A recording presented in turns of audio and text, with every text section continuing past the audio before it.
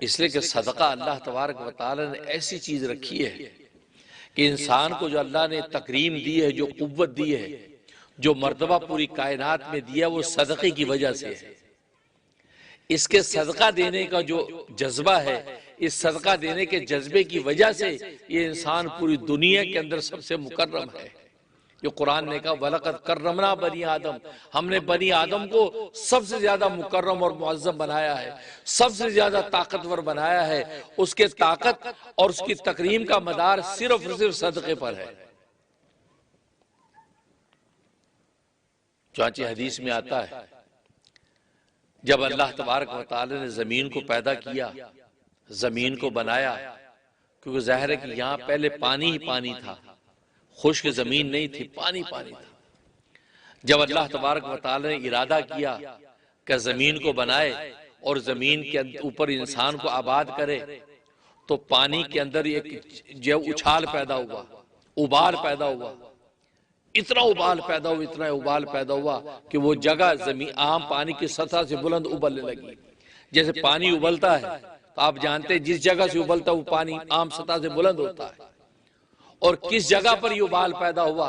اس جگہ پر جس جگہ پر اس وقت کعبہ ہے، اللہ کا گھر ہے، جس جگہ پر، اس جگہ پر جو ابال پیدا ہوا اور پانی عام سطح سے بلند ہوا، اور اتنا زیادہ قوت کے ساتھ وہ موجیں ٹکراتی رہی، یہاں تک کہ وہ عام سطح سے بلند ہو کر کثیف ہو گیا، سخت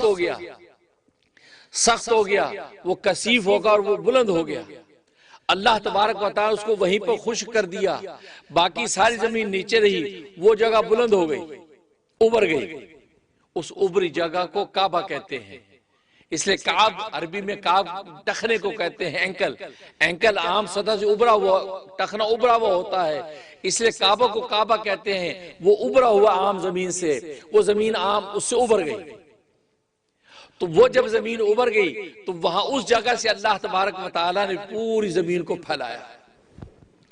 حدیث میں آتا ہے جیسے روٹی کا پیڑا ہوتا ہے، روٹی کے پیڑے کو جب روٹی بنا کے پھیلا دیا جائے تو پوری روٹی بن جاتی ہے۔ اللہ تبارک و تعالیٰ نے اس زمین کے پیڑے کو اس روٹی کی طرح پھیلا کے اس پانی کے اوپر ڈال دیا۔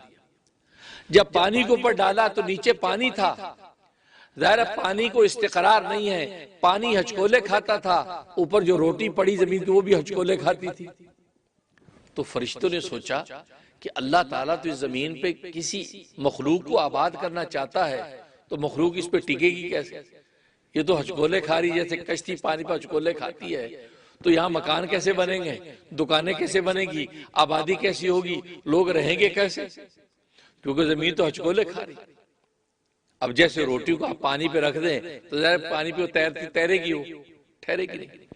تو اللہ تبارک و تعالیٰ نے اس زمین کے اوپر پہاڑ پیدا کر دیے، گویا کہیں کوئی ہمالیہ کے سلسلے قائم کر دیے، کہیں کیٹوں کی چوٹیاں کھڑی کر دی، پہاڑ قائم کر دیے، اور پہاڑ یوں ٹھوک دیے اس زمین پر جیسے کیل ٹھوکی جاتی ہے، کیلیں جیسے ٹھوک دی جاتی ہیں۔ جب کیلیں ٹھوک دی تو ظاہر ہے کہ وہ زمین ٹھہر گئی، رک گئی، اس کا ہچکولا پن ختم ہو گیا۔ جب ہچکولا پن ختم ہوا تو فرشتے حیران ہو گئے کہ پہاڑوں میں کتنی بڑی طاقت ہے، کیسے طاقتور ہے یہ پہاڑ کہ انہوں نے زمین کا ہچکولا پن ختم کر دیا، اور جیسے پہاڑ اس کو میخوں کی طرح اللہ تبارک و تعالی ٹھوکا، جیسے قرآن والجبال ارساہا کہ کیلوں کی طرح ٹھوک دیا۔ تو اس پہاڑوں کی طاقت پر فرشتے حیران ہو کر دیکھ رہے، تو اللہ سے سوال کرتے ہیں اے رب ذوالجلال، کیا پہاڑوں سے بھی طاقتور تیری کوئی مخلوق ہے؟ کہ پہاڑوں کی طاقت کا عالم یہ ہے، اتنی بڑی وسیع زمین کا جو ہچکولا پن تھا، یہ پہاڑ اس کے اوپر آئے، وہ بالکل ساکن و ساکت ہو گئی، اتنے طاقتور ہے یہ پہاڑ۔ تو سوال کر دیا اے رب ذوالجلال کہ کیا ان پہاڑوں سے بھی طاقتور تیری کوئی مخلوق ہے؟ اللہ نے فرمایا ہاں، پہاڑوں سے بھی طاقتور مخلوق ہے، اس کو لوہا کہتے ہیں، لوہا۔ حدیث میں آتا ہے فَعَجِبَتِ الْمَلَائِكَةُ مِنْ شِدَّةِ الْحَدِيدِ کہ لوہے کی طاقت کا سن کے حیران ہو گئے فرشتے۔ کہا کہ رب ذوالجلال کیا لوہے سے بھی طاقتور تیری کو مخلوق ہے؟ اللہ نے فرمایا ہاں، لوہے سے بھی طاقتور بھی مخلوق ہے جس کو آگ کہتے ہیں۔ تو فاجیبت الملائکۃ من شدت النار، اس آگ کی طاقت کو سن کر فرشتے حیران ہو گئے کہ اتنی طاقت ہے اس آگ کے اندر کہ لوہے اس کے سامنے نہیں ٹھہر سکتا۔ اور واقعی ظاہر ہے کہ لوہا آگ میں ڈال دے پانی ہو جاتا ہے، اس کی کوئی حقیقت نہیں رہتی، آگ میں گرم کر خود جیسے ٹھونکے ویسے مڑ جاتا ہے۔ اور خود لوہا پہاڑوں کے کس طریقے سے سینے چیر دیتا ہے، پہاڑوں کو ریزہ ریزہ کر دیتا ہے، لیکن آگ کے سامنے اس کی کوئی حقیقت نہیں، اس کے سامنے پگھل جاتا ہے۔ تو فاجیبت الملائکۃ من شدت النار، تو آگ کی طاقت کو سن کے حیران ہو گئے کہ آگ کی طاقت اتنی کہ لوہا اس کے سامنے پانی ہو جاتا ہے۔ تو پوچھا اے رب ذوالجلال، کیا آگ سے بھی طاقتور تیری کو مخلوق ہے؟ فرمایا ہاں، آگ سے بھی طاقتور میری مخلوق ہے، فرمایا اس کو پانی کہتے ہیں۔ آگ کے علاوہ کے علاوہ ہوں، پانی اس کے اوپر ڈال دیا بھسم ہو جاتی ہے، بھج جاتی ہے، اس کے سامنے ٹھہر نہیں سکتی۔ جب پانی کا سنا تو فاجیبت الملائکۃ من شدت الماء، فرشتے حیران ہو گئے، تعجب میں پڑ گئے کہ پانی کی اتنی طاقت کہ آگ کے بڑے بڑے پودے بجھا کے خاک کر دے۔ پوچھ لے اے رب ذوالجلال، کیا پانی سے بھی طاقتور تیری کو مخلوق ہے؟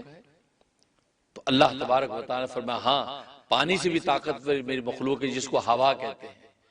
ہوا کی طاقت عالم یہ ہے کہ بڑی بڑی پانی کی موجیں وہ ہوا کے رخ کے خلاف نہیں چل سکتی، جدھر ہوا لے کے چلے تو بڑی بڑی موجیں پانی کی اس کے رخ پہ چلنے لگتی ہیں، غلاموں کی طرح اس کی اطاعت کرتی ہیں، پانی اس کے خلاف چل نہیں سکتا۔ اب یہ سنا تو فرشتے اور حیران، فاجیبت الملائکۃ من شدت ہوا، ہوا کی اس طاقت کو سن اور حیران ہو گئے کہ رب ذوالجلال، کیا ہوا سے بھی طاقتور تیری کو مخلوق ہے؟ اللہ تبارک و تعالیٰ نے فرمایا ہاں، ہوا سے بھی طاقتور میری مخلوق ہے۔ فرمایا کہ اس کو کیا کہتے ہیں؟ فرمایا اس کو آدم کا بیٹا کہتے ہیں۔ آدم کا بیٹا جو انسان، یہ ہوا سے بھی طاقتور مخلوق ہے، اور ایسی مخلوق ہے یہ ایک ہاتھ سے صدقہ دیتا ہے، اس انداز سے دیتا ہے کہ اس کے دوسرے ہاتھ کو خبر نہیں ہوتی۔ اتنا چھپا کے اپنے رب کی رضا کے لیے، اس چھپی ذات کو راضی کرنے کے لیے اتنا چھپا کے صدقہ دیتا ہے، اس کے دوسرے ہاتھ کو بھی خبر نہیں ہوتی۔ فرمایا کہ اس کی طاقت ان ہواؤں سے بھی زیادہ ہے۔ اب سوال پیدا ہوا کہ اچھا، یہ عجیب بات ہے کہ انسان سب سے زیادہ طاقت، اور فرمایا کہ اس لیے کہ صدقہ دیتا ہے۔ صدقہ دیتا، صدقے میں کون سی ایسی طاقت ہے بھائی؟ لوہے کی طاقت، آگ کی طاقت، ہوا کی طاقت، پانی کی طاقتیں ساری آنکھوں سے مشاہدہ ہوتی ہیں، لیکن اللہ تبارک و تعالیٰ فرمایا کہ یہ انسان جو سب سے زیادہ طاقتور ہے، اور اس وجہ سے طاقتور ہے کہ یہ اللہ کے راستے میں صدقہ دیتا ہے، اور اتنا چھپا کے صدقہ دیتا ہے کہ اس کے دوسرے ہاتھ کو خبر نہیں ہوتی۔ بس یہ جو اللہ تبارک و تعالیٰ نے جس انداز سے اس کے صدقہ دینے کو ذکر کیا ہے، اس کے اندر اللہ تبارک و تعالیٰ نے انسان کی چھپی طاقت کا ذکر کیا ہے۔ کیونکہ میں نے بتایا طاقت یہ لطافت سے پیدا ہوتی ہے، کثافت سے نہیں، کثافت سے نہیں۔ آپ پہاڑ کی طاقت تو دیکھ لیں، پہاڑ کثیف ہے، وہاں پتھر ہی پتھر ہے، وہاں پر جو ہے وہ کچرا ہی کچرا ہے، گندگیاں ہی گندگیاں ہیں۔ پہاڑ کو اگر دیکھیں وہ سراپا کثافت، لہذا اس کی طاقت سب سے زیادہ کم ہے۔ جہاں کثافت زیادہ ہوتی ہے وہاں طاقت سب سے کم ہوتی ہے۔ لوہے کے اندر کثافت اس سے کم ہے، اس میں لطافت بڑھ گئی، کیونکہ لوہے میں ایک ہی قسم کی دھات ہے، ایک ہی قسم کا میٹیریل ہے۔ پہاڑ میں تو طرح طرح کی غلازتیں موجود ہیں، طرح طرح کے پتھر ہیں، طرح طرح کی اینٹیں ہیں، طرح طرح کی مٹی ہیں، طرح طرح، لیکن لوہا سے ایک ہی دھات کا پورا نام ہے۔ اس میں کثافت کم ہو گئی، لطافت بڑھ گئی۔ جیسے لطافت بڑھی تو اس لوہے کی طاقت پہاڑ سے بڑھ گئی۔ لیکن لوہے کی کثافت کا عالم ہے کہ لوہے کی دیوار ہو آپ گزر نہیں سکتے، اس کی کثافت ہے، گزر نہیں سکتے۔ تو اس سے زیادہ طاقت آگ کی ہے۔ آگ کی لطافت کا عالم یہ، آگ کے اندر آپ یوں ہاتھ کریں تو آگ کی میں سے ہاتھ آپ کا گزر جائے گا، مطلب اس کے اندر اتنی لطافت ہے کہ آپ اس آگ کو کاٹ کے ہاتھ نکال لیتے، اس کی لطافت بڑھ گئی۔ اور کثافت کم ہوئی تو اس آگ کی طاقت لوہے سے بڑھ گئی۔ پھر آگ کے اندر جو کثافت تھی، ظاہر آگ کی کثافت اس سے زیادہ لطافت جو اللہ نے پانی میں رکھی ہے، پانی کے لطافت جو ہے وہ آگ سے بھی زیادہ ہے۔ آگ میں دھوئیں کا اندھیرا ہے، آگ کے اندر اس کی حرارت کی گرمی ہے، لیکن پانی کے اندر تو اور شفافیت ہے۔ پانی اگر سامنے ہے تو باسام دوسری طرف کا انسان آپ کو نظر آ سکتا ہے، لیکن آگ کا علاوہ اگر ہے تو دوسری طرف کا انسان آپ کو نظر نہیں آتا۔ گویا کہ آگ کے اندر کثافت زیادہ ہے پانی سے، پانی میں لطافت جب بڑھ گئی تو اللہ تبارک و تعالی نے پانی کی طاقت بڑھا دی۔ تو آپ اندازہ کریں لطافت جیسے بڑھتی چلی جا رہی ہے، طاقت بڑھتی جا رہی ہے۔ پھر ہوا آگ پانی کے اندر آئے، پانی کے اندر جو کثافت تھی اس سے زیادہ کم کثافت ہوا میں تھی۔ ہوا کی لطافت کا عالم یہ کہ انسان کو نظر بھی نہیں آتی، پانی تو نظر بھی آتا ہے۔ پانی کا تو ایک جسم ہے جس کو آپ دیکھتے ہیں، ہوا تو نظر بھی نہیں آتی، کیونکہ ہوا کی لطافت اور بڑھ گئی۔ تو ہوا کی لطافت اور بڑھی تو اس کی طاقت بڑھ گئی جو پانی سے بھی زیادہ ہے، لہذا اس لیے کہ ہوا پانی سے بھی زیادہ طاقتور۔ اور پھر پوچھا کہ ہوا سے زیادہ طاقتور؟ فرمایا کہ بنی آدم یعنی آدم کا بیٹا جو ہے وہ ہوا سے بھی زیادہ طاقتور ہے۔ وہ کیوں؟ فرمایا اس لیے کہ وہ ایک ہاتھ سے صدقہ دیتا ہے، دوسرے ہاتھ کو خبر نہیں ہوتی۔ یہ جو عنوان اللہ تبارک و تعالی نے اختیار فرمایا ہے، اس عنوان میں اس انسان کے لطافت ذکر کی ہے۔ اس کی لطافت کا عالم یہ ہے، ایسی لطافت ہوا کے اندر بھی نہیں ہے جو لطافت اس کے اندر ہم نے پیدا کی ہے، لہذا اس لطافت کی وجہ سے اس کی طاقت ہوا سے بھی بڑھ گئی۔ جب ہوا سے بڑھ گئی تو پوری کائنات میں سب سے طاقتور اگر کوئی مخلوق ہے تو وہ انسان ہے۔ وہ انسان سے طاقتور اب ایک ہی ذات ہے، وہ اللہ تبارک و تعالی کی ذات۔ اس کے علاوہ جتنی بھی مخلوقات ہیں وہ انسان سے زیادہ کمزور اور انسان سب سے زیادہ طاقتور۔ لیکن انسان کے اندر یہ طاقت اور لطافت کیسے پیدا ہوئی؟ فرمایا چھپا کر صدقہ دینے سے پیدا ہوئی۔ تو صدقہ ہے وہ طاقت جو انسان کے اندر ایسی لطافت پیدا کر دیتا ہے، وہ پھر یہ دنیا کے مادی وسائل کا محتاج نہیں رہتا، وہ اپنی آواز پہنچانے کے لیے ٹیلی فون اور لاؤڈ سپیکر کا محتاج نہیں رہتا، وہ پھر جو ہے دریاؤں کو عبور کرنے کے لیے کشتی اور جہاز کا محتاج نہیں رہتا۔ یہ دنیا کے جو اسباب خود اس کی غلامی ڈائریکٹ غلامی کرتے ہیں۔ آج کی سائنس اور ٹیکنالوجی تو یہ ہے کہ ہوائی جہاز پر بیٹھیں گے، ہوائی جہاز لے کر اس کو اڑے گا، اس مادہ کے محتاج ہے، وہ ہوائی جہاز کا محتاج ہے پروازوں میں جانے کے لیے۔ لیکن جس انسان کے لطافت زیادہ بڑھ جائے وہ انسان پہ ہوائی جہاز کا محتاج نہیں، بغیر ہوائی جہاز کے عرش معلیٰ پر پہنچ جاتا ہے۔ سرکار دو عالم صلی اللہ علیہ وسلم معراج کا سفر کر کے آئے، بغیر ہوائی جہاز کے کر کے آئے، وہ پھر محتاج نہیں ہے۔ حضرت سلیمان علیہ السلام وہ سائنس اور ٹیکنالوجی کے محتاج نہیں، لیکن پوری تخت شاہی ہواؤں کے اندر اڑتا نظر آتا ہے، کئی مہینے کا سفر کرتے نظر آتے ہیں، اور ساتھ زمین کے وہ ٹکڑے جس میں مال مویشی ہے وہ بھی زمین کے ساتھ اڑتے نظر آتے ہیں۔ اتنا بڑا تخت شاہی، اتنا بڑا تخت شاہی کہ آپ کی تخت کے پیچھے 1000 جرنیل فوجی 1000 جرنیل کھڑے ہوتے تھے، اور ہر ایک جرنیل کے ساتھ ہزار کی فوج ہوتی تھی۔ وہ تخت شاہی ایسا نہیں ہے چھوٹی کرسی اڑی جا رہی ہے، نہیں، اتنا بڑا تخت، 1000 جرنیل، اور ہر جرنیل کی فوجی 1000۔ اب اندازہ لگا لی کتنی بڑی فوج وہ تخت شاہی کے ساتھ کھڑی، اور پھر 3-4 میل کا پورا ٹکڑا زمین کا جس پہ گائے ہیں، بھینسیں ہیں، بکریاں ہیں، بھیڑے ہیں، تاکہ جہاں اتریں گے وہاں ذبح کر کے پھر کا کھانا پکے گا۔ وہ زمین کا 3-4 میل کا ٹکڑا زمین کا وہ ساتھ اڑتا تھا، ساتھ اڑتا۔ یہ کہاں سائنس تھی اس وقت، کہاں ٹیکنالوجی تھی؟ یہ کیا ہو رہا ہے؟ اس کا مطلب یہ ہے کہ اللہ تبارک و تعالیٰ نے اس بندے کے اندر سلیمان میں ایسی لطافت انتہا کے درجے تک پہنچا دی۔ جب لطافت اس درجے کو پہنچ گئی ہے تو مادیت کے جتنے وسائل خود غلام بن جاتے ہیں۔ پھر ہم مادی وسائل کے غلام نہیں رہتے، بلکہ مادی وسائل ہمارے محتاج ہو جاتے ہیں، وہ ہمارے غلام ہو جاتے ہیں۔ آج آواز پہنچانے کے لیے ہم لاؤڈ سپیکر محتاج ہیں، آج آواز پہنچانے کے لیے ہم ٹیلی فون اور وائرلیس کے محتاج ہیں، آج سفر کرنے کے لیے ہم کار موٹر کے محتاج ہیں، ہم مادے کے محتاج ہو گئے ہیں، سائنس ٹیکنالوجی کے محتاج ہو گئے ہیں۔ ہمارا غنا، ہمارا استغنا ان مخلوقات، ان مادے سے بے پرواہ ہونا ہمارا ختم ہو گیا۔ حالانکہ اللہ نے ان سب کا آپ کو حاکم بنایا تھا، لیکن آج آپ ان سب کی غلامی اور منتیں کر کے ان سے نفع اٹھاتے نظر آتے ہیں، اس لیے کہ آپ کی لطافت ختم ہو گئی۔ لطافت ختم ہو گئی۔ اگر لطافت آپ کی بڑھ گئی، اور لطافت بڑھنے کا مطلب یہ ایسی لطافت اپنے ایسے مالک اور خالق کے ساتھ ایسا رشتہ جڑ گیا جو مالک اور خالق نظر نہیں آتا، اس کا رشتہ دنیا کے ہوا پانی مٹی کے ساتھ نہیں بلکہ اس کے خالق کے ساتھ ایسا رشتہ جڑا ہے۔ اللہ نے اس کی لطافت اتنی قوی کر دی کہ حدیث میں آتا ہے حضرت عمر فاروق رضی اللہ تعالیٰ عنہ مدینے کے اندر جمعے کو خطبہ دے رہے ہیں، اور ملک شام کے اندر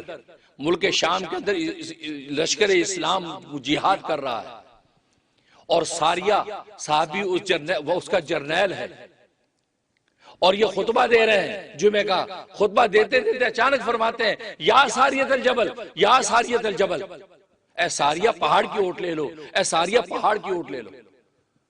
موجود صحابہ حیران ہو جاتے ہیں، ساریہ تو 1000 میل دور ملک شام میں جہاد کرنے گیا ہوا ہے، اور حضرت عمر فاروق رضی اللہ تعالیٰ اچانک یہ کیا بول رہے ہیں؟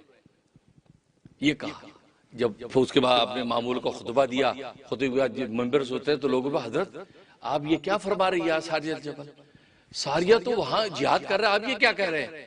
کہا کہ میں جب اللہ کا خطبہ دے رہا تھا، پیغام حق بیان کر رہا تھا، اللہ تبارک و تعالیٰ نے مادیت کے سارے پردے میرے سامنے ہٹا دیے اور ساریہ کے میدان جنگ آنکھوں سے مجھے دکھایا۔ میں آنکھوں سے دیکھ رہا تھا، اور دیکھ رہا تھا کہ دشمن پیچھے سے چپکے سے اس پہ حملہ کرنے کے لیے دوڑ رہا ہے، اور ساریہ اگر اپنی جگہ سے ہٹتا رہا تو دشمن حملہ کر دیتا اور لشکر اسلام کے پرخچے اڑ جاتے۔ میں نے یہاں سے پیغام دیا یا ساریہ الجبل، یا ساریہ الجبل، اے ساریہ پہاڑ کی اوٹ لے لو، پہاڑ کی اوٹ لے لو۔ وہ جیسے میں نے یہ بات کہی تو ساریہ اس کے لشکر والوں پہاڑ کی جب اوٹ لے لی تو پیچھے سے حملے سے بچ گئے، اور اللہ تبارک و تعالی لشکر اسلام کو فتح عطا فرمایا۔ 1 مہینے کے بعد جب لشکر مدینے میں آیا، ان سے پوچھا کہ کیسے فتح ہوئی؟ کہا کہ اگر عمر فاروق رضی اللہ تعالیٰ عنہ ہمیں گائیڈ نہ کرتے تو دشمن ہمارے پرخچے اڑا دیتے۔ ہم میدان جہاد میں تھے، ہمیں پتہ نہیں کہ پیچھے سے دشمن حملہ کرنے آ رہا ہے۔ ہمیں وہاں حضرت عمر کی آواز یوں آئی یا ساریہ الجبل، اے ساریہ پہاڑ کی اوٹ لے لو، تو ہر مجاہد کہتا ہمیں ایسے آواز آ رہی جیسے عمر مجھے کہہ رہے ہیں۔ ہم نے فوراً پہاڑ کی جب اوٹ لی ہے، اللہ تبارک و تعالی ہمیں فتح میں بدل دی۔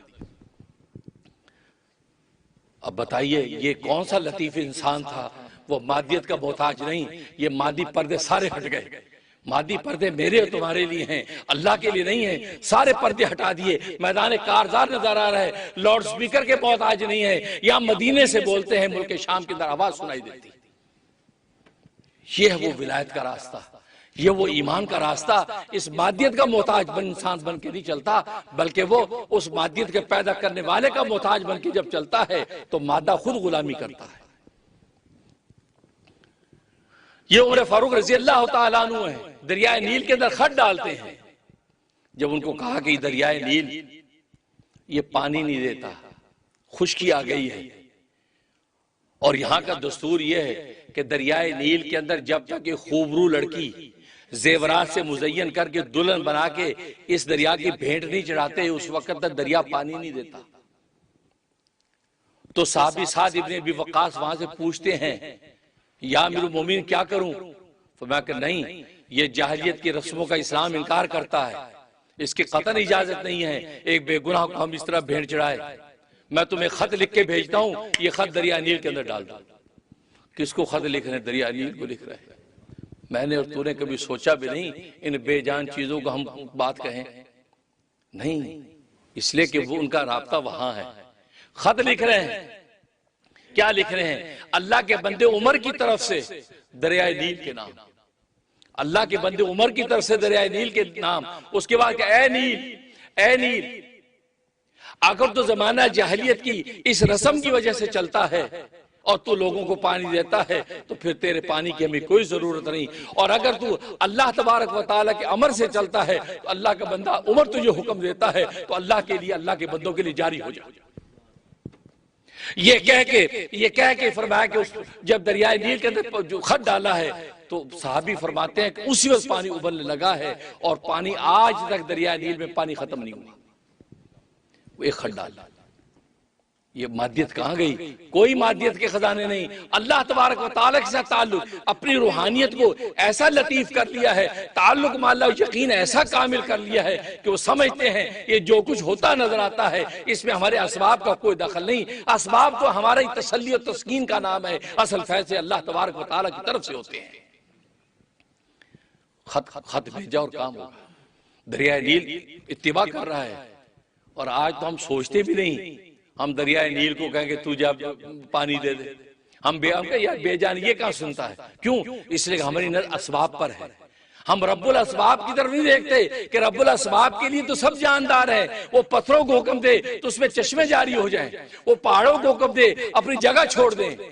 لشکر اسلام طارق بن زیاد کا واقعہ آپ جانتے ہیں، میدان جہاد میں جا رہے ہیں، پہاڑ کی جگہ تنگ ہے، اس نے حکم دیا اے پہاڑ اللہ کے لیے، اللہ کا لشکر گزرنا چاہتا ہے، ہمیں جگہ دے دے. پہاڑ اپنی جگہ سے ہٹ گئے، درمیان سے لشکر گزر رہا ہے.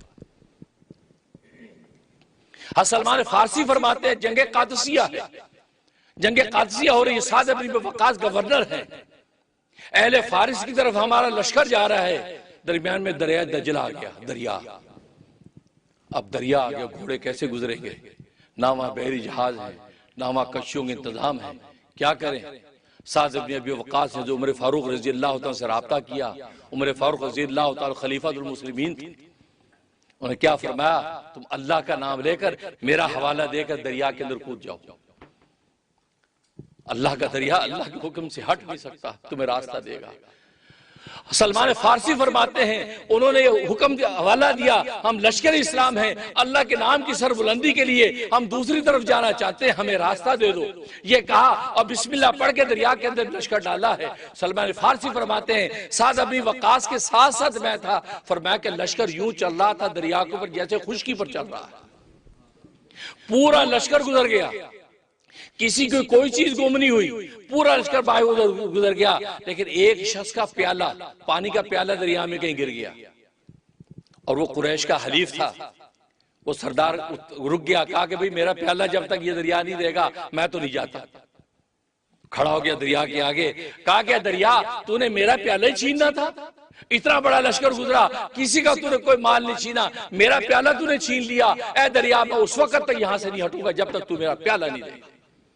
سلمان فارسی فرماتے ہیں اس نے یہ بات کہی، تھوڑی دیر کے بعد ایک موج آئی، اس موج نے آگے پیالہ اس کے قدموں میں ڈال دیا.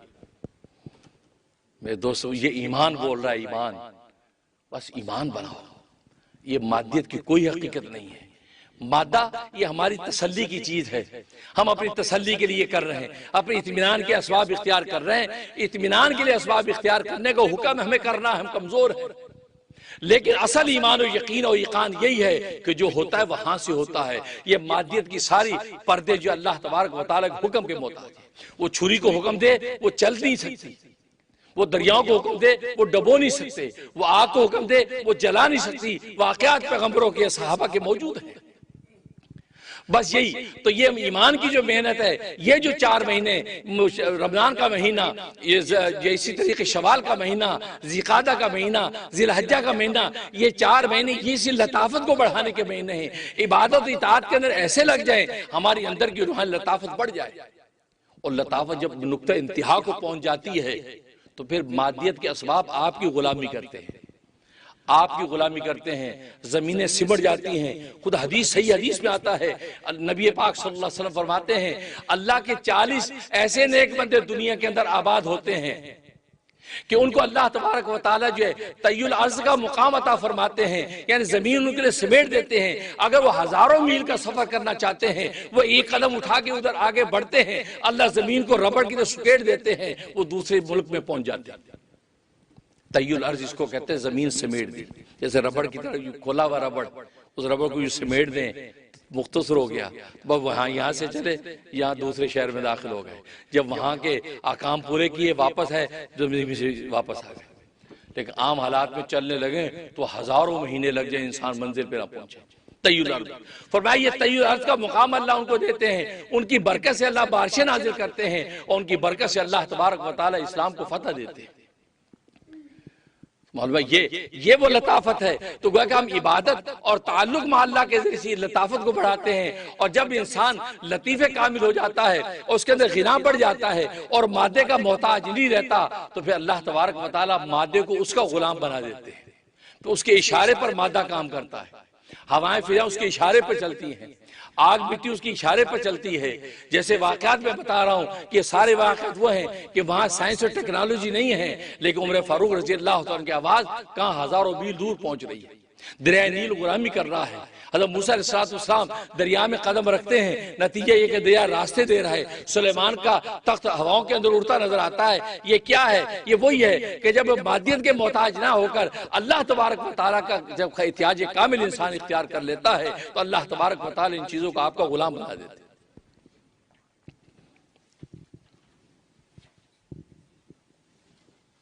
اور اس سے دو فائدے ہوتے ہیں۔ جب انسان مادیت سے ہٹ کے لطافت میں محنت کرتا ہے، یا تو فزیکلی اس کو یہ کمال حاصل ہو جاتا ہے، ولایت و معرفت کے اس مقام پر پہنچ جاتا ہے کہ مادے اس کی غلامی کرتے ہیں، جیسے عمر فاروق رضی اللہ تعالیٰ عنہ کی فضائیں غلامی کر رہی ہیں، ہماری غلامی کر رہی ہیں، اور مادیت کے خزانوں کی غلامی کر رہے ہیں۔ یا تو یہ مقام مل جاتا ہے، اگر وہ مقام نہیں ملتا تو کم سے کم یہ مقام ضرور مل جاتا ہے، انسان اپنے عقیدے اور ایمان کے اندر ہی بات کو سمجھ لیتا ہے، جو ہوتا ہے اللہ تبارک و تعالیٰ کے امر سے ہوتا ہے۔ دنیا کے اندر جو اسباب نظر آتے ہیں، اسباب میں کوئی طاقت نہیں ہے، گویا کہ اسباب پر ایمان اٹھ کر اور رب الاسباب پر ایمان اس کا کامل ہو جاتا ہے۔ کوشش اس بندے کا کام ہے، وہ اختیار کرتا ہے، باقی وہ کہتا ہے فیصلے اللہ تبارک و تعالیٰ کی طرف سے ہوتے ہیں۔ یہ یقین اور معرفت نصیب ہو جاتی ہے تو یہ بھی اللہ تبارک و تعالیٰ کے ولایت و معرفت کا ایک مقام ہے جو اللہ انسانوں کو اللہ عطا کر دیتے ہیں۔ تو فزیکلی اگر ہم اس مقام پہ نہ پہنچیں کہ فضائیں ہماری آواز پہنچائیں، لیکن ہم ایمان و یقین تو یہ رکھیں گے کہ بھئی یہ سب اللہ کے امر سے ہوتا ہے، ہماری کوئی حقیقت نہیں۔ ہمارا کام کھانا کھانا ہے، بھوک مٹانا اللہ کا کام ہے۔ ہمارا کام پانی پینا ہے، پیاس مٹانا اللہ کا کام ہے۔ روٹی بھوک نہیں مٹا سکتی، ورنہ جول بقر کی بیماری جس کھاتا رہتا ہے، انسان کھاتا رہتا ہے، اس کی بھوک نہیں مٹتی، یہاں تک پیٹ پھٹ جاتا، مر جاتا۔ اسی طرح استسقاء، پیاس کا مرض، پانی پیتا رہتا اس کی پیاس نہیں مٹتی، یہاں تک اس کا پیٹ پھٹ جاتا ہے۔ تو یہ بیماریاں کیوں پیدا ہو رہی ہیں؟ پانی نے پیاس نہیں مٹائی، کھانے نے بھوک نہیں مٹائی، بھوک اللہ نے مٹائی ہے۔ اسی لیے تو کھانا کھانے کے بعد شکر اللہ کا کرتے ہیں، یا اللہ تو نے کھانا کھلایا ہے، تو نے پانی پلایا ہے، اور تو نے ایمان کی دولت عطا فرمائی ہے، یا اللہ تیرا شکر کرتے ہیں کہ تو نے ہمارے کھانے کے ذریعے ہماری بھوک مٹا دی۔ تو کھانا کھاتے وقت ہمارا ایمان اب یہ بن جانا چاہیے کہ بھوک مٹاتا اللہ ہے، کھانا کھانا ہم نے ہے، دوا لینی ہم نے، شفا اللہ نے دینی ہے، دوا نے شفا نہیں دینی۔ طبیب کے پاس جا کر ہم نے دوا لیں گے، طبیب کے پاس جا کر شفا نہیں مانگیں گے، شفا اللہ تبارک و تعالیٰ سے مانگیں گے۔ بس یہ ایمان و معرفت جب بن جاتی ہے تو اللہ تبارک و تعالیٰ کی رحمت سے انسان طمانیت اور ولایت کے ایک مقام پر فائز ہو جاتا ہے۔ اسی کو رمضان میں لیلۃ القدر کہا کہ قدر والی جو رات ہے، اس قدر والی رات میں اللہ تبارک و تعالیٰ یہ ساری ڈگریاں جاری کرتے ہیں، وہاں کیٹیگری قائم کر دیتے ہیں، یہ ولایت و معرفت کس مقام پر ہے، یہ اس مقام پر ہے، یہ اس مقام پر ہے۔ تو قدر والی رات میں انسان کی قدر و منزلت کے فیصلے ہو جاتے ہیں، کہ جب وہ رمضان بھر میں محنت کرتا ہے دنوں میں راتوں میں، تو قدر والی رات میں اللہ تبارک و تعالیٰ فیصلہ کرتا ہے، یہ ابدال میں سے ہے، یہ اقطاب میں سے ہے، یہ غوثوں میں سے ہے، یہ اخیار میں سے ہے، یہ نجبا میں سے ہے، یہ اوتاد میں سے ہے، ولایت و معرفت کے منصبیں تقسیم ہو رہی، یہ صدیقین میں سے ہے، یہ صالحین میں سے ہے۔ تو جس درجے کا ایمان و یقین حاصل کر لیتا ہے، اللہ تبارک و تعالیٰ قدر والی رات کے اندر وہ قدر و منزل کے فیصلے تقسیم کر دیتے ہیں۔ تو میں نے بتایا انہی 4 مہینوں میں سب ہو رہا ہے، کیونکہ شوال سے لے کے ذوالقعدہ تک یہ حج کے مہینے ہیں، اس سے پہلے یہ رمضان۔ تو میں نے بتایا یہ ساری کی ساری انسان کی طاقت کا مدار کس پر؟ صدقے پر ہے۔ صدقہ دیتا اس طرح کہ ایک ہاتھ سے دیتا دوسرے ہاتھ کو خبر نہیں ہوتی۔ اب سوال ہوا کہ صدقے میں کیسے طاقت ملے گی، وہ تقریب و قوت لطافت کیسے بڑھتی ہے؟ اس کی وجہ یہ ہے کہ دیکھو جب صدقہ دیتا ہے انسان، میں نے بتایا گزشتہ بیان میں نے بتایا تھا 4 رذیلے ہیں، بخل کا مرض ہے انسان کے اندر، کبر کا مرض ہے انسان کے اندر، اور اسی طریقے سے ریا کا مرض ہے انسان کے اندر، اسی طریقے سے جو ہے وہ حرص کا مرض ہے۔ تو یہ 4 رذیلے میں نے بتایا تھا گزشتہ بیان میں، یہ 4 رذیلے چھپا کر جب انسان صدقہ دیتا ہے، یہ چاروں کے چاروں رذیلے اس کے ختم ہو جاتے ہیں۔ جب نفس سے صدقہ دیتا ہے تو صدقہ دینے سے بخل ختم ہو جاتا ہے، کیونکہ بخل کے اندر تو انسان اپنے مال کو چھپا کے رکھتا ہے، دینا نہیں چاہتا۔ یہاں جب صدقہ دیتا ہے سب سے پہلے اس کا بخل ختم ہو جاتا ہے، بخل کٹ جاتا ہے۔ جب بخل کٹ جاتا ہے اس میں سخا پیدا ہو جاتی ہے، سخاوت کا جو وہ وصف اس کے اندر ظاہر ہو جاتا ہے۔ اور پھر صدقہ کے بعد انبساط صدقہ، وہ پوری اطمینان قلبی اور خوشی کے ساتھ صدقہ دیتا ہے، کہ جس انداز سے یہ صدقہ دیتا چھپا کے کسی کو پتہ نہ چلے پوری محبت کے ساتھ اللہ کے راستے میں صدقہ دے رہا ہے، اس کا مطلب صدقے پر اس کو جو قلبی خوشی ہے وہ کسی اور صورت میں نہیں ہے۔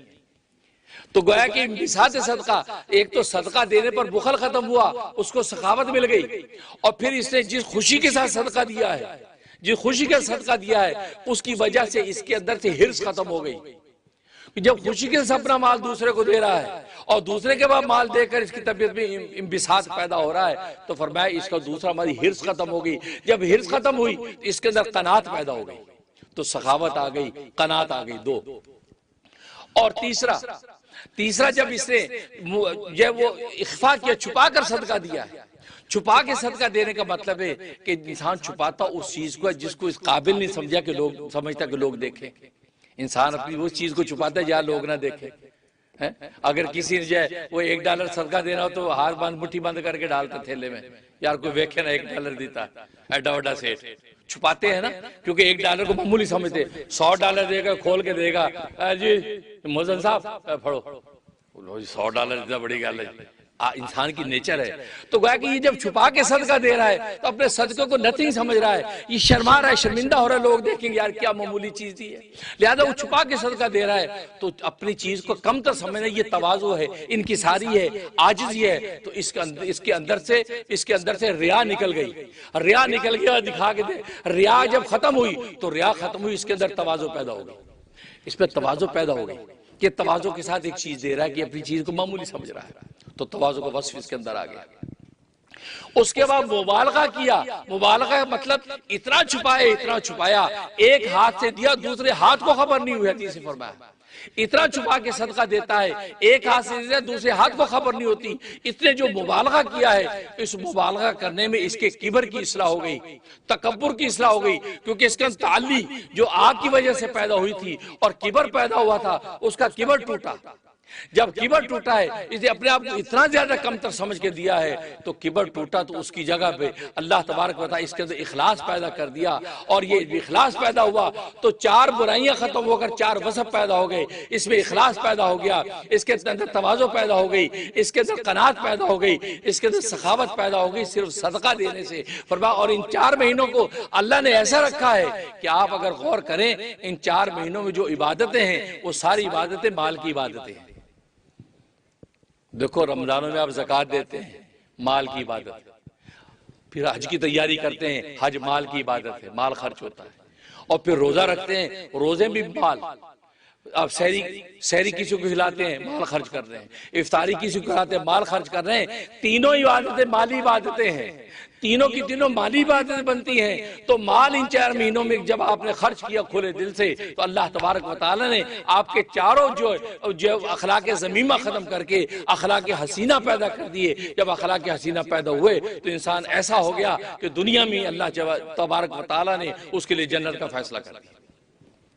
اسے ان مہینوں میں خرچ کرو زیادہ زیادہ، تبھی تو حدیث میں آتا ہے افطار کراؤ، روزہ افطار کرو، بھلے ایک لسی کے گھونٹ سے کیوں نہ ہو، بھلے کھجور سے کیوں نہ ہو، کیونکہ انفاق جب خرچ کرنا ہے تو ایک گھونٹ بھی اگر لسی کا آپ نے دے دیا، پانی کے گھونٹ بھی دے دیا، وہ بھی انفاق کے اندر لکھا جائے گا، اور آپ کا وہ رذیلہ ختم ہو کر اللہ تبارک و تعالی اس کے اندر اوصاف فضیلہ پیدا کر دیں گے۔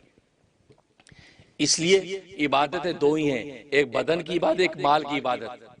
اگر بدن کی عبادتوں میں کوتاہی ہے تو مال خوب خرچ کیا کرو، کیونکہ مال کے ذریعے سے پھر تم شرمندہ نہیں ہوگے۔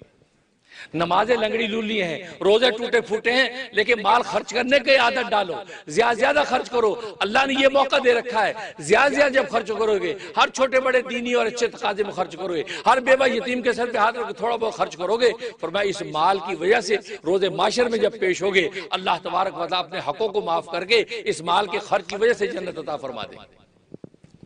اس حدیث میں آتا ہے وہ تاجر جو دیانتداری سے تجارت کرتا ہے اس کا حشر کو روز قیامت میں نبیوں کے ساتھ ہوگا، مال کی وجہ سے تو ہو رہا ہے۔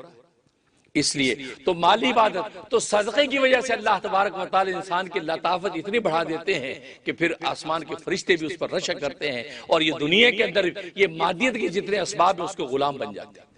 اللہ سے دعا ہے کہ اللہ تبارک و تعالی ہمیں ان حقائق کو سمجھنے کی توفیق عطا فرمائے. اب فزیکلی یہ کمال حاصل نہ بھی ہو سکے، یہ کرامت نصیب نہ بھی ہو سکے، لیکن ایمان و یقین و معرفت یہ حاصل ہو جائے کہ یہ جو کچھ اسباب ہیں یہ اسباب تو محتاج ہیں، ہاں اصل اللہ کی ذات ہے. ہمارا کام اسباب اختیار کرنا ہے کیونکہ ہم بھی محتاج بنتے ہیں، اصل فیصلے آسمانوں سے اترتے ہیں. اس لیے تو فرمایا، حدیث میں آتا ہے ایک نمک کی ڈلی یا جوتی کا تسمہ بھی اگر تمہیں لینا ہو تو کس سے مانگو؟ اللہ سے مانگو. بھائی اللہ نمک کی ڈلی کی اللہ سے کیا مانگنا؟ پڑوسی کا یار نمک دے یار، اور یہ تسمہ یار کیا مانگنا ہے، $2 کے تسمے لے آئیں. نہیں، کہنے کا مقصد یہ تمہارے اسباب میں وہ طاقت نہیں ہے تمہیں ایک نمک کی ڈلی دلا سکے، تمہارے ڈالروں میں وہ طاقت نہیں ہے تمہیں تسمہ دلا سکے، کیونکہ فیصلہ اوپر سے ہونا ہے. سب سے پہلے اللہ سے دعا کرو، یا اللہ ایک نمک کی ڈلی اور تسمہ لینا چاہتا ہوں، یا اللہ اپنے لطف و کرم سے اس کا مجھے اپنے لطف کے خزانے سے عطا فرما دے. دعا کر کے اب آپ اسباب اختیار کریں، اللہ تبارک و تعالی اسباب کو آپ کو غلام بنا کے وہ چیز عطا کر دیں گے. یہ عادت ڈال لو، پھر دیکھو صبح شام ولایت و معرفت کے راستے پہ ترقی کرو گے. اللہ تبارک و تعالی عمل کرنے کی توفیق عطا فرمائے. وآخر دعوانا ان الحمدللہ رب العالمین.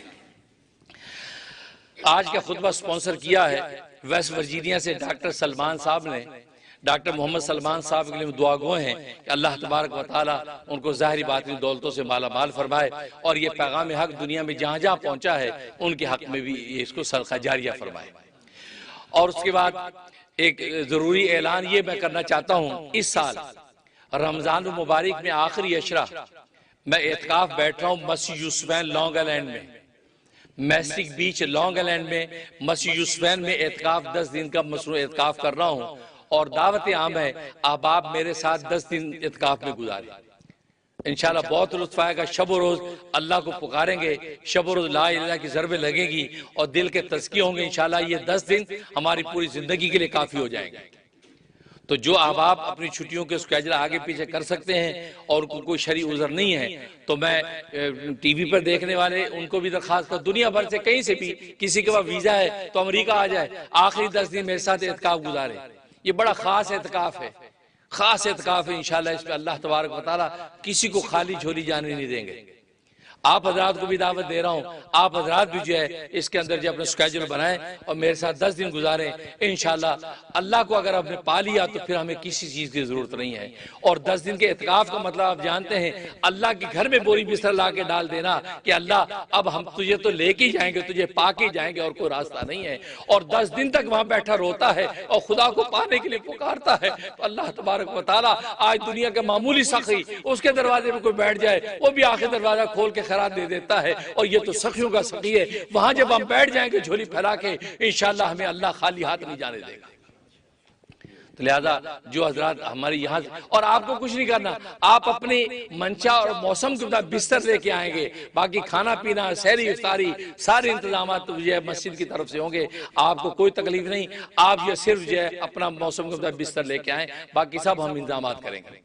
لیکن نیک جذبے کے ساتھ آئیں، اللہ کو پانے کی نیت سے آئیں، انشاءاللہ پھر اللہ کو پا کے جائیں گے انشاءاللہ. یہ اور اس کے علاوہ جو ہے ہم جو ہے وہ نماز کے بعد دعا کرتے ہیں. اور یاد ہوگا دعا سے پہلے ہم لا الہ الا اللہ کا ذکر کرتے تھے. کچھ عرصہ کیا پھر چھوڑ دیا اس چکر میں کہ آپ لوگوں کو جلدی ہوتی ہے، آپ جاتے ہیں. لیکن مجھے حکم ہوا سرکار کی طرف سے کہ ایسا نہ کرو، وہ جو تم لا الہ کی ضربیں لگاتے ہو وہ ہمیں بہت پسند ہے، اس کو جاری کر دو. یہ آپ کے لیے بھی کتنا شرف ہے کہ سرکار دو عالم صلی اللہ علیہ وسلم کی نظر کرم، ان کی نظر کرم اور ان کی ایک ایک ہماری اداؤں پہ نگاہیں اور ہماری تربیت کرتے ہیں. تو ان کی طرف سے آپ حضرات کی گویا کی پیغام ہے کہ وہ لا الہ الا اللہ کا ذکر کیا کرو، اس کے بعد دعا کیا کرو، مجھے بہت پسند ہے. سبحان اللہ، السلام علیکم یا رسول اللہ. آپ کی نظر کرم، آپ کی محبت ہے. ہم تو آپ کی محبت کا حق بھی ادا نہیں کر سکتے. ہم تو آپ کی محبت کا کوئی جواب بھی دینے کا سلیقہ ہم نہیں ہے. لیکن آپ کی ہمارے ساتھ اتنی محبت ہے، اتنی شفقت ہے، یا ہمارے ماں باپ آپ پر قربان. ہم سوائے اس کے کہ ہم جو روئی سکیں، ہم تڑپ سکیں، ہمیں کچھ نہیں آتا. آپ ہی ہماری کوتاہیوں کو معاف کیجیے گا. انشاءاللہ آج جب ہم جو دعا کریں گے، دعا سے پہلے لا الہ الا اللہ کا ذکر کریں گے، اس کے بعد انشاءاللہ دعا کریں گے تو ظاہر ہے کہ ہمارے آقا راضی اور خوش ہو جائیں گے. تو انشاءاللہ دعائیں یقیناً قبول ہوں گی. اس کے بعد جو ہے یہ دعائے صحت ہے رضوانہ یاسمین کیلیفورنیا سے، ہماری بڑی اچھی مرید ہیں، بہت پرانی مرید ہیں، بیچاری بیمار ہیں، ہاسپٹل میں ہیں، اور جو ان کے لیے خصوصی دعا کریں کہ یا اللہ رضوانہ یاسمین کو صحت و عافیت عطا فرما اور ان کی شفا کلی نصیب فرما۔ اور خدیجہ فطر ہیں، یہ شکاگو سے، یہ بھی کینسر کے موذی مرض کے اندر مبتلا ہیں، اللہ تبارک و تعالی ان کو بھی شفا کلی عطا فرمائے۔ اور سبات کی فیملی کامرہ صوبی امیمہ، اللہ ان کو بھی برکت عطا فرمائے۔ اور ریشمہ بیٹی انڈیا سے، ان کے شوہر انیس، یا اللہ ان کے لیے بھی روزگار کا انتظام فرما، ان کی جو پریشانی دور فرما۔ اور اسلام آباد سے حبیب خان، ان کی پروموشن کا مسئلہ ہے، اللہ تبارک و تعالی ان کو بھی برکت عطا فرمائے۔ باقی تمام حاضرین ناظرین کی یا اللہ جو بھی جائز مرادیں ہیں سرکار دو عالم صلی اللہ علیہ وسلم کے صدقے تو فیل سے یا اللہ ہماری ان تمناؤں کو پورا فرما، آمین یا رب العالمین۔